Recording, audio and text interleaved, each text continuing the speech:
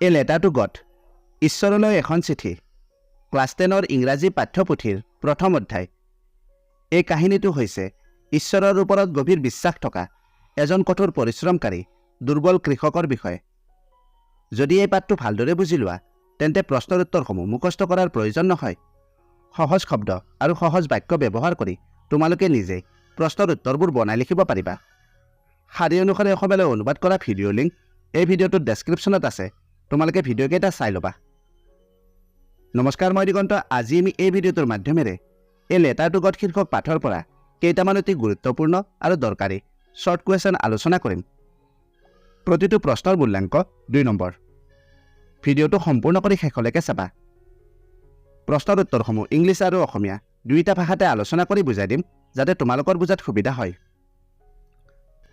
আমাৰ এইটো চেনেলত হাইস্কুল শিক্ষান্ত পৰীক্ষা আৰু উচ্চতৰ মাধ্যমিক চূড়ান্ত পৰীক্ষাৰ বাবে প্ৰয়োজন হোৱা সুপৰিকল্পিত প্ৰস্তুতিৰ বিভিন্ন কৌশল বিষয় অনুসৰি প্ৰশ্নৰ উত্তৰ লেছনসমূহৰ সাৰাংশ শাৰী অনুসাৰে অসমীয়ালৈ অনুবাদ অধ্যয়ন কৌশল মডেল প্ৰশ্ন কাকত আদিৰ দৰে বিভিন্ন শৈক্ষিক বিষয়ত বহুতো ভিডিঅ' উপলব্ধ হৈ আছে তোমালোকে ভিডিঅ'বোৰ চাবা ভিডিঅ'বোৰ যদি তথ্য সমৃদ্ধ হয় আৰু ইয়াৰ দ্বাৰা উপকৃত হ'লে লাইক আৰু শ্বেয়াৰ কৰিবা চেনেলটো যদি ছাবস্ক্ৰাইব কৰা নাই দৰকাৰী আৰু তথ্য সমৃদ্ধ ভিডিঅ'ৰ নটিফিকেশ্যন পাবলৈ চেনেলটো ছাবস্ক্ৰাইব কৰি লোৱা আজি আলোচনা কৰিবলৈ লোৱা প্ৰশ্নসমূহ সেবাই ঘোষণা কৰা শেহতীয়া পৰীক্ষাৰ আৰ্হিৰ ওপৰত ভিত্তি কৰি নিৰ্বাচিত কৰা হৈছে যাতে তোমালোকে সেবাৰ নতুন আৰ্হিমতে প্ৰস্তুতি কৰি আগন্তুক মেট্ৰিক পৰীক্ষাত ভাল ফলাফল প্ৰদৰ্শন কৰিব পাৰা বলা এতিয়া প্ৰশ্নৰ উত্তৰসমূহ আলোচনা কৰোঁ Question number 1 Who was Lencho?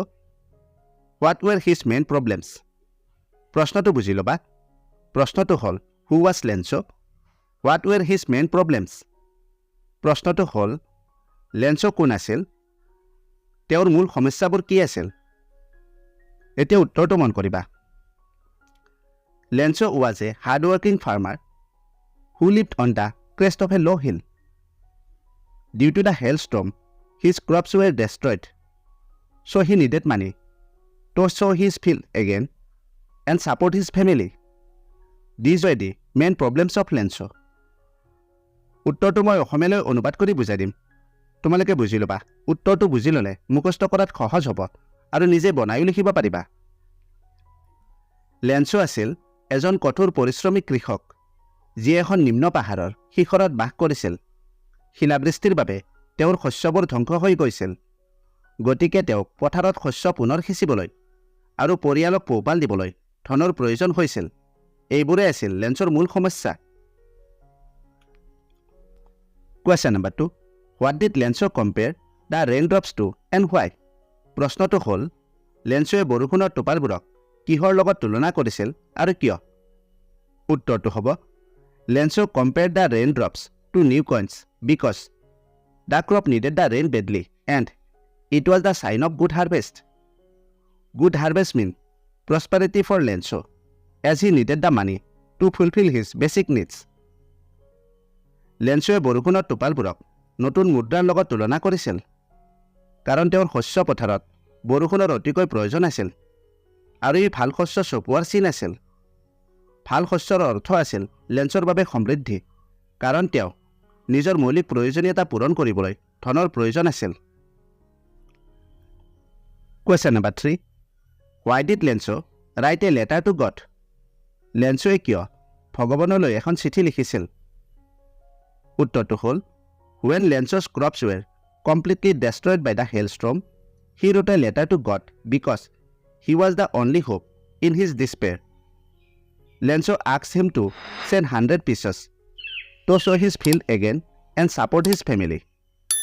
যেতিয়া শিলাবৃষ্টিৰ ফলত লেঞ্চৰ শস্য সম্পূৰ্ণৰূপে ধ্বংস হৈ গৈছিল তেতিয়া তেওঁ ভগৱানলৈ এখন চিঠি লিখিলে কাৰণ তেওঁৰ হতাশাত তেওঁৱে একমাত্ৰ আশা লেঞ্চোৱে তেওঁৰ খেতি পথাৰত পুনৰ শস্য সিঁচিবলৈ আৰু পৰিয়ালক পোহপাল দিবলৈ 100 পিছৰ আৰ্থিক সহায় বিচাৰিছিল Question number 4 How did the postman and the postmaster react to Lencho's letter to God? লেঞ্চোৱে ভগৱানলৈ লিখা চিঠিখনৰ প্ৰতি ডাকুৱালজন আৰু পোষ্টমাষ্টাৰজনে কেনে প্ৰতিক্ৰিয়া প্ৰকাশ কৰিছিল উত্তৰটো হ'ব When a postmaster received Lencho's letter, he laughed heartily and took the letter to the postmaster The postmaster looked at the letter to God and laughed heartily too. After reading the letter, he soon grew serious. লেঞ্চোৱে লিখা চিঠিখন যেতিয়া ডাকুৱালজনে পালে তেতিয়া তেওঁ আন্তৰিকতাৰে হাঁহিলে আৰু তেওঁ সেই চিঠিখন পোষ্টমাষ্টাৰজনৰ ওচৰলৈ লৈ গ'ল। পোষ্টমাষ্টাৰজনেও ভগৱানলৈ লিখা চিঠিখন চাই অন্তৰেৰে হাঁহিলে, কিন্তু চিঠিখন পঢ়াৰ পিছত তেওঁ অতি সোনকালে গম্ভীৰ হৈ পৰিল। Question number 5. Why and how did the postmaster help Lencho? পোষ্টমাষ্টাৰজনে লেঞ্চক কিয় আৰু কেনেকৈ সহায় কৰিছিল? উত্তৰটো মন কৰিবা। The postmaster was determined to help Lencho. He did not want Lencho's faith in God to be shaken. So he asked his employees and friends to help Lencho. He also contributed a part of his salary for this act of charity. ডাকঘৰৰ পোষ্টমাষ্টাৰজনে লেঞ্চক সহায় কৰিবলৈ দৃঢ় প্ৰতিজ্ঞ আছিল। তেওঁ বিচৰা নাছিল যে ঈশ্বৰৰ ওপৰত থকা লেঞ্চৰ বিশ্বাস ভাগি চুৰমাৰ হৈ যাওক। গতিকে তেওঁ নিজৰ কৰ্মচাৰী আৰু বন্ধু বান্ধৱীৰ পৰা সহায় লৈছিল যাতে তেওঁ লেঞ্চক আৰ্থিক সহায় কৰিব পাৰে। এই দান বৰঙণিৰ বাবে তেওঁ নিজৰ দৰমহাৰ এটা অংশ বৰঙণি আগবঢ়াইছিল। Question number 6. Why did Lencho not want the money to be sent through mail? লেঞ্চোৱে কিয় বিচৰা নাছিল যে টকাখিনি ডাকযোগে পঠিয়াব লাগে? উত্তৰটো হ'ব Lencho wrote in his second letter that he received only 70 pieces, but he needed 100 pieces. He requested God not to send rest of the money by post, since the post office employees were a branch of crooks and would steal the money. লেঞ্চোৱে তেওঁৰ দ্বিতীয় চিঠিখনত লিখিছে যে তেওঁ মাত্ৰ 70 পেচেছহে পাইছিল, যদিও তেওঁক 100 পেচেছৰ প্ৰয়োজন। তেওঁ ভগৱানক অনুৰোধ কৰিলে যে যিহেতু ডাকঘৰৰ কৰ্মচাৰীসকল এজাক ঠগ আৰু টকা চুৰি কৰিব, সেয়েহে বাকী থকা ধন ডাকযোগে পঠিয়াব নালাগে। Question number 7.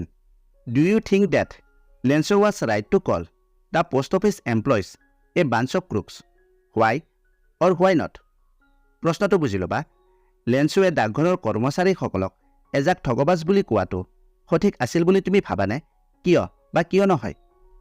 উত্তৰটো হ'ব Lencho called the post office employees a bunch of crooks as he did not get full money that he had demanded. He could not believe that God had sent him any less money, so he doubted these people.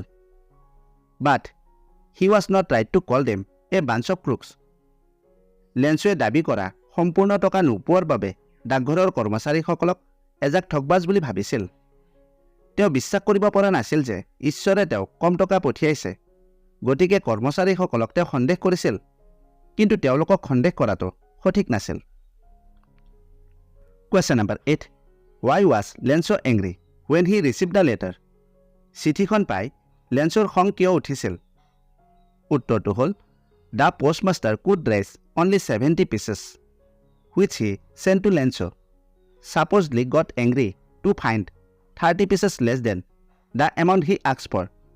He was angry because he thought employees had kept 30 pieces sent to him by God. ডাকঘৰৰ পোষ্টমাষ্টাৰজনে মাত্ৰ 70 পেচেছহে সংগ্ৰহ কৰিব পাৰিছিল, যিটো তেওঁ লেঞ্চলৈ পঠিয়াইছিল।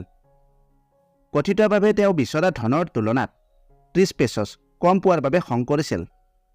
তেওঁৰ খং উঠিছিল, তেওঁ ভাবিছিল যে ডাকঘৰৰ কৰ্মচাৰীসকলে ঈশ্বৰে তেওঁলৈ পঠিওৱা 30 পেচেছ চুৰি কৰিছিল। Question number 9.